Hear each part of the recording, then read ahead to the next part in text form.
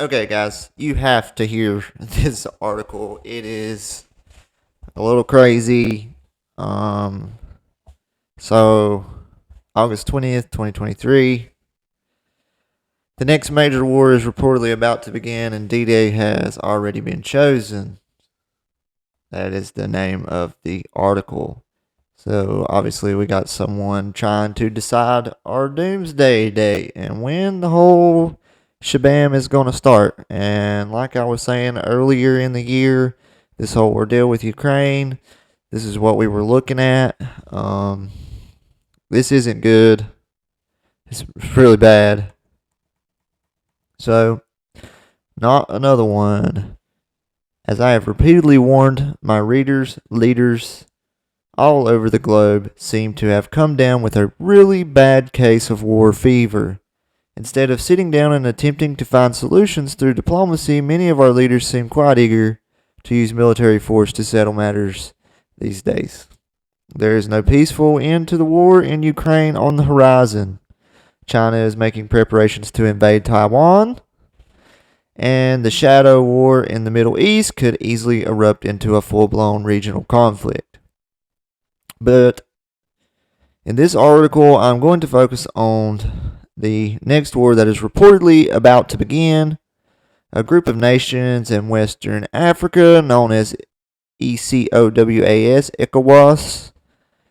is preparing to invade Niger with the approval of the EU and the Biden administration. And CNN is reporting that D-Day has already been chosen. Okay, we cannot trust CNN. We know this.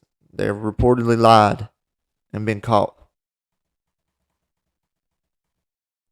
The West African and Regional Bloc, ECOWAS, says it has chosen an undisclosed D-Day for a possible military intervention to restore Niger's democratically elected president following last month's coup.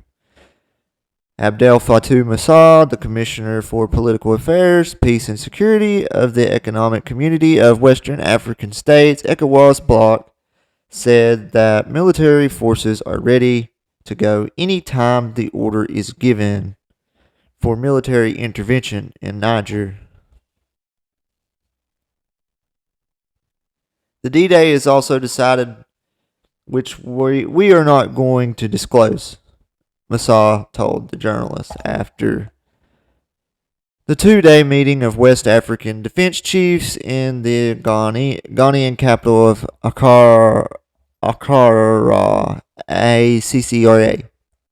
Moussa went on to anonymously declare that his alliance will not put up with any more coups in Niger and that they are putting a stop to it at this time. So they plan on acting soon, it sounds like. The commissioner said the bloc had decided that the coup in Niger is one coup too many for the region, adding that there will be no further meetings of ECOWAS defense chiefs on the issue. So they've decided this is what they're going to do, and they're going to do it.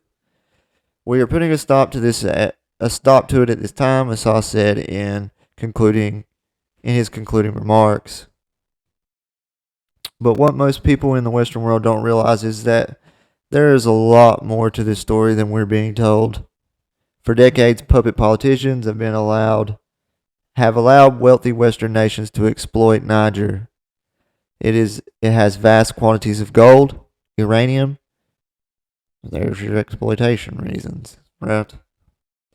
But the vast majority of the population of Niger continues to live in complete and utter poverty. This is why the coup is so popular in Niger. The population is sick and tired of being raped by France, and now the French are deeply concerned that they may no longer be able to exploit their former colony. I'm changing my what is it? Thing right there on the back. Restos de Coeur. French. Changed it to St. Jude or something. Anyway, a powerful undercurrent of the military coup in Niger is anti-French sentiment.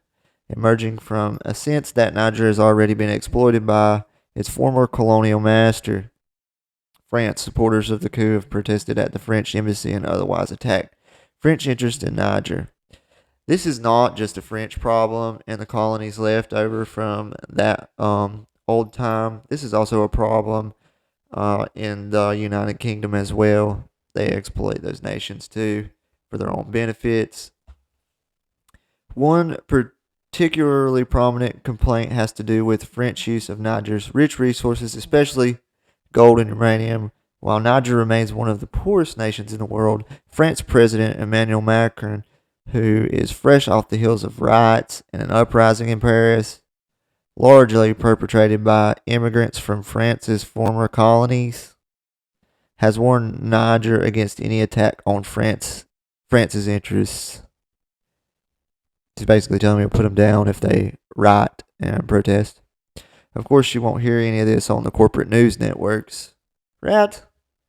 They will just tell you that the coup leaders are bad and the upcoming invasion is good. It reminds me of that Bible verse, like in the end when it says, evil will be called good and good will be called evil. Right? That's what we got here. And so that is what most people will believe.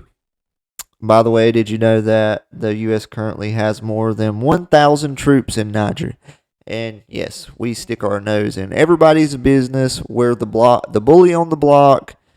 And if you don't listen, then we're not going to trade with you. We're going to sanction you. We're going to push you around until you choose to listen. That's the real United States. That's why our military budget is ginormous. Like, it is more than the top 10 nations on the. If you got 99 states at 1, the 2 through 10 can't even add up to what the U.S. has. You can go look this stuff up. And that is practical numbers. The numbers that aren't even hidden. So we're not even talking about black projects, the projects that go out to corporations and things like that. All that stuff is hidden.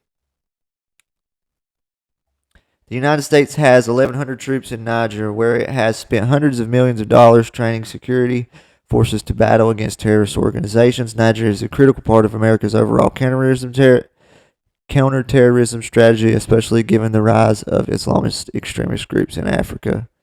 Yeah, they claim that Nigeria is housing the new ISIS. That's what they claim.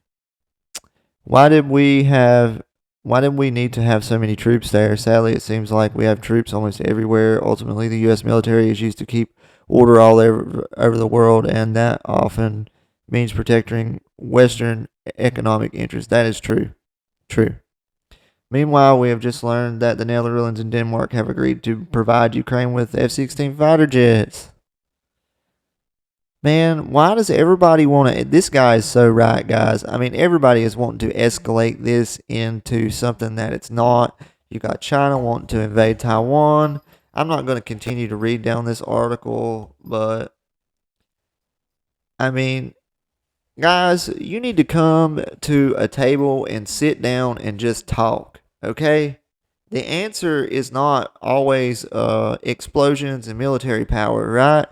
The pen is mightier than the sword. Come on, guys. Honestly, you can do better than this. We expect better from you.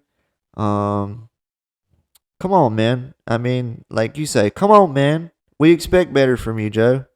Not that I'm a supporter or anything, but we expect more from you. You are the president of the United States. So please act like it and make them come to the table, man. Make them all sit down and come to the table. You need to do that. You have the military power. You tell them, hey, you need to listen to me. I got the biggest military. Everybody needs to come and sit down, and we need to talk this out because this is going nowhere fast, and we're all going to end up killing each other. And that's the truth. You guys have a good day.